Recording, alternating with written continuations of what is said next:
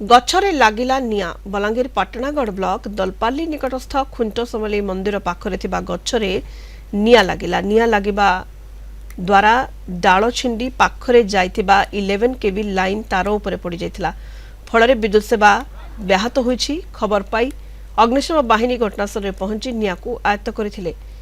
केही जणे पाख बिलरे निया लगाई देइथिबा बेले जुल आसी गछ डाल रे पड़ी जळी जाइथिला।